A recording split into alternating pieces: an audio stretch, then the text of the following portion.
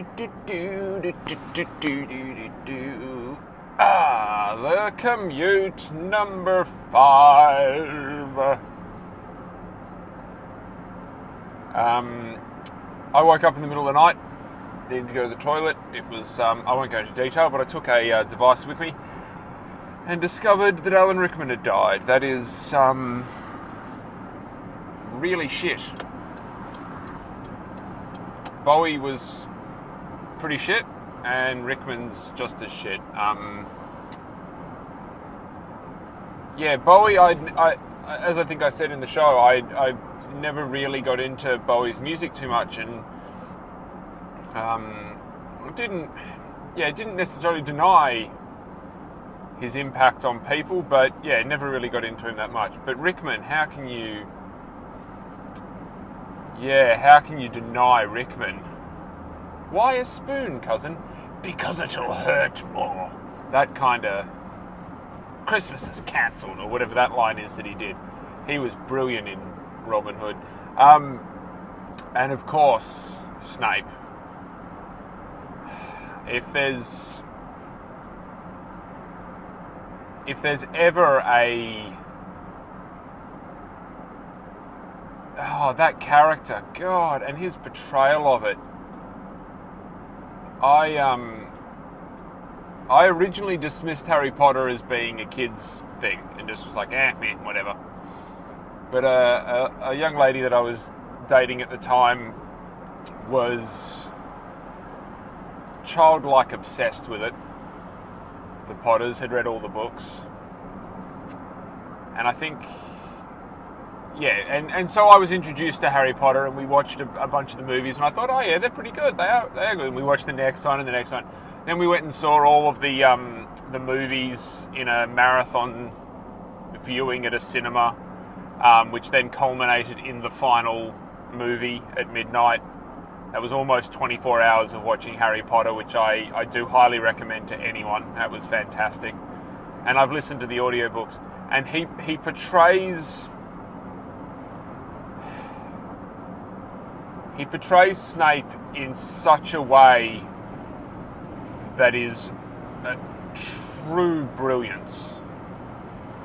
True brilliance, that character.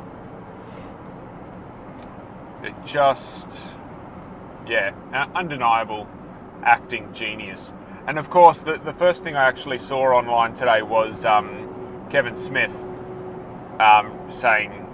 announcing his passing and referencing Dogma and his role in Dogma, which, again, another brilliant, that accent and that deep voice saying those lines and being pissed off, and then wanting to, the scene in the tequila bar where he's drinking but he doesn't get drunk, and rest in peace, Alan Rickman, no doubt. What an absolute legend. But cancer. Another cancer death. It just...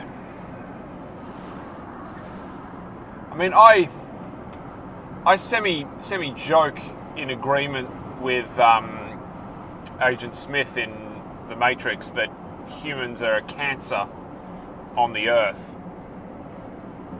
Because if you look at it in a certain way, we are, there's no doubt.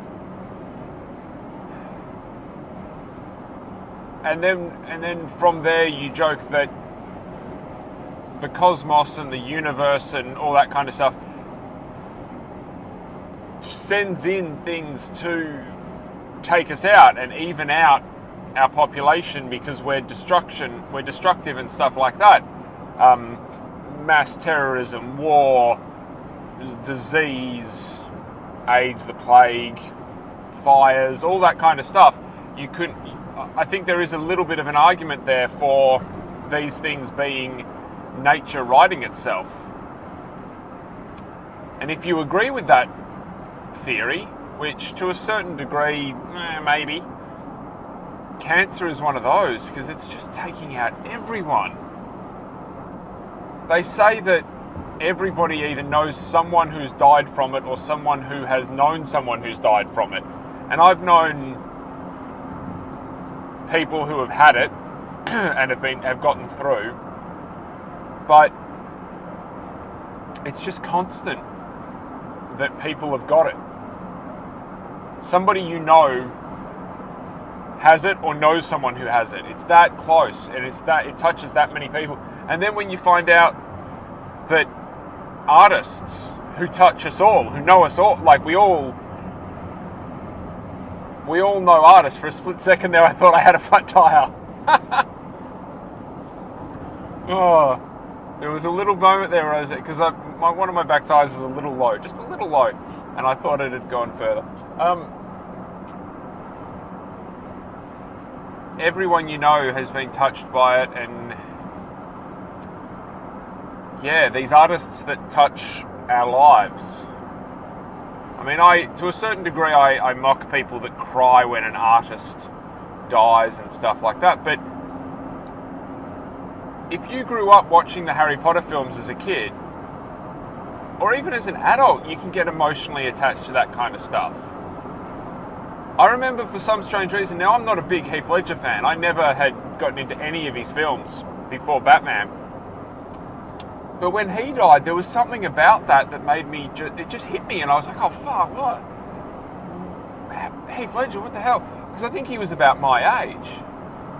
And then you hear these traumatic stories of people with young kids dying of, I read this is terrible, I read a thing yesterday about a young girl who was wandering the street and had wandered into a nursery, a plant nursery or a greenhouse or something like that, and had seen a cop, and the cop said, hey, what are you doing? And the kid was like 4. And the kid said, I can't wake my mum. Mum won't wake up. Oh, this idiot. Why do people in I'm in a ute, but why do people in Commodore utes, low utes, just really want to go fast? I know I'm not doing the speed limit, but geez. And this 4-year-old kid said, I can't wake my mum. And the cop managed to talk to her and find out where she lived, and went back to the house, and the mum was dead. I can't remember exactly why, but that just broke my heart. And I don't use that phrase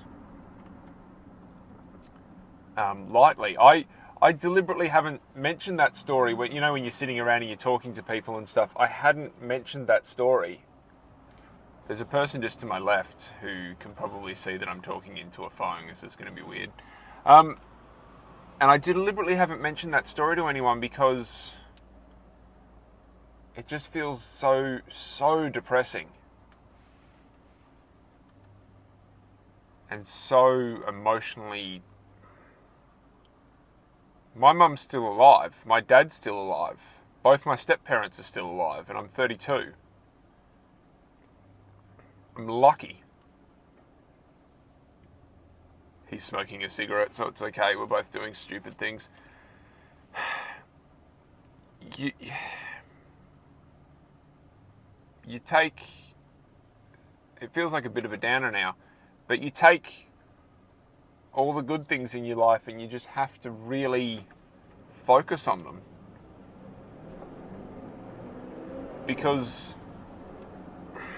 I know it's such a cop-out, cliche kind of phrase to say, but most of the world's population live in poverty. A lot of the world don't have loved ones or have suffered the loss of loved ones before their time. My mum was only a teenager when my grandfather died. You've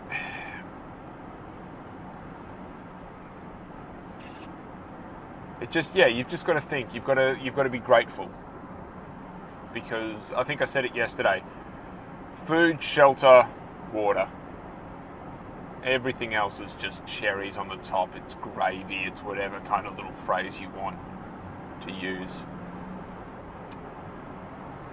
the ability to have a donut is a treat. It's not good for you, but it is an absolute treat to be able to do that kind of thing, because you could be that little girl, or these people that go on holiday and all of a sudden a terrorist attack happens, or that the grandfather recently who heard that his daughter and granddaughters had died in a car accident and then he had a heart attack and died.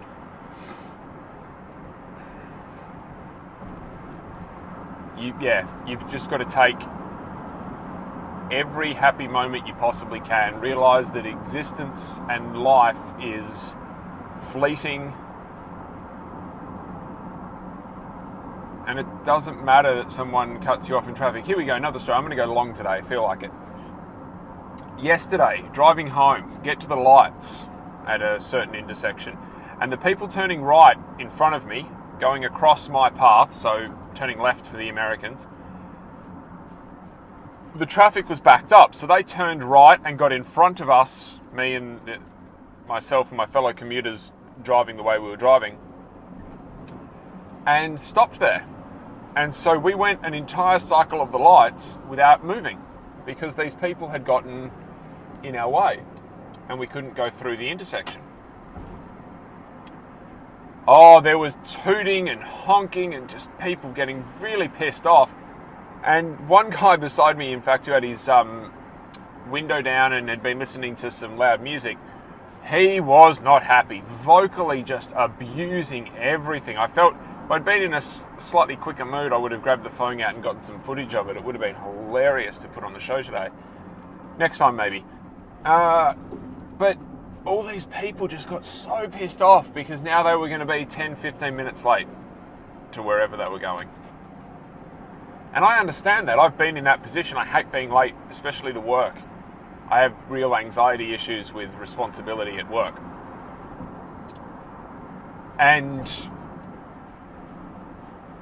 he, managed to go nuts. And all these people were getting pissed off. And, hey, I didn't like it, but I just sort of accepted it because that was just what was happening.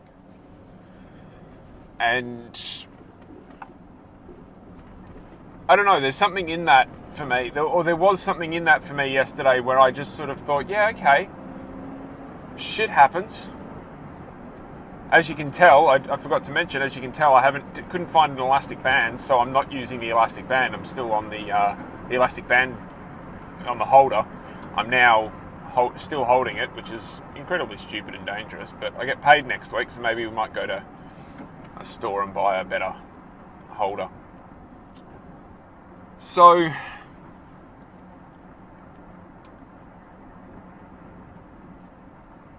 take time this weekend to appreciate the good things in life.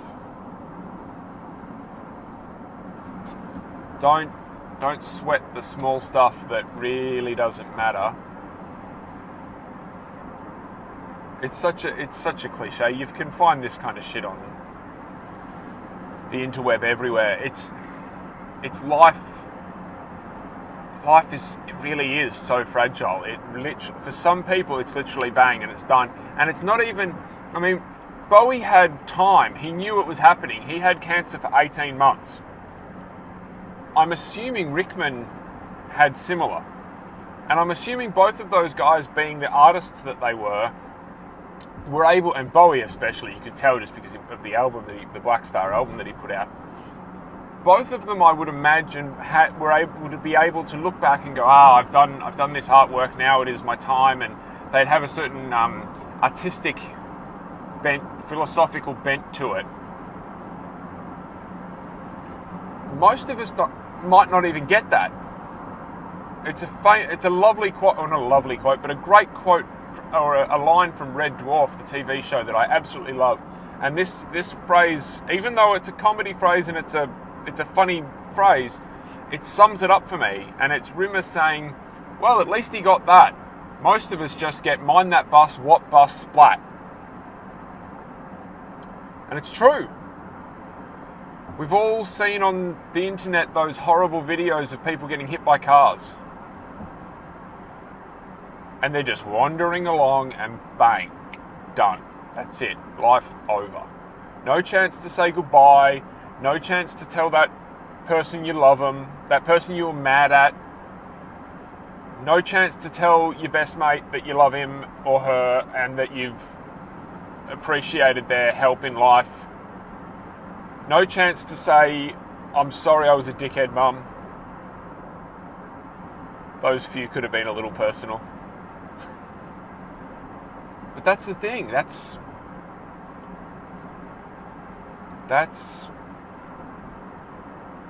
the way to get, quote unquote, through this. Tell people you love them.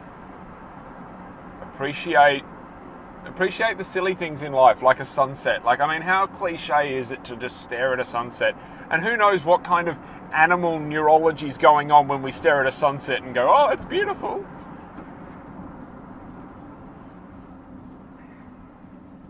Don't get upset because somebody else bought a toaster on the Black Friday sales and you didn't get to do it. Did you see that footage of that woman that stole something off a little girl when there was all these other ones just around? For instance, and my iPhone screen's cracked at the moment. It's not good. I'd prefer it not to be cracked, but it's not the end of the world.